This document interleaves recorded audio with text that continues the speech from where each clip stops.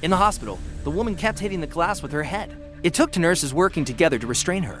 From her fierce eyes, it could be seen that she had been possessed by that thing.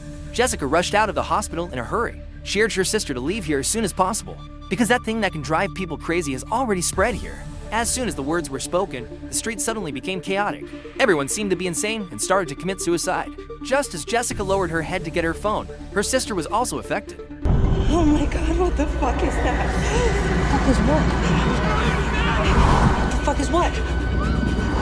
Her sister stared ahead with wide eyes. She suddenly pushed the accelerator to the floor. Although Jessica tried her best to save the situation, their car was still overturned.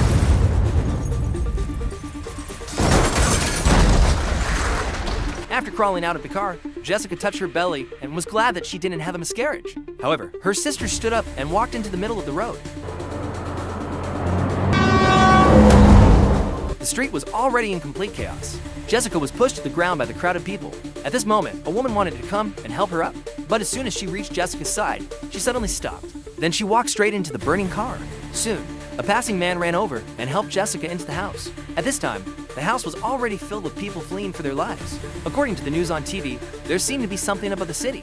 It couldn't be looked at directly and couldn't be described. As long as one looked up at it, their body would lose control and self-destruct. Hearing this, everyone quickly sealed the doors and windows and waited for rescue. Soon, 3 days passed and there was no sound on the street, but the rescue still hadn't arrived. Suddenly, the door was knocked. A pregnant woman wanted to come in for shelter. Although some people opposed the risk of opening the door to save the person, since Jessica had a gun, they had to let the pregnant woman in. There were more and more people in the house, but the supplies were getting fewer and fewer. If they couldn't go out, they would just have to wait to starve. At this time, someone suggested that there were cameras outside the house, and these were all digital signals. Maybe they could use the surveillance to see what was really outside.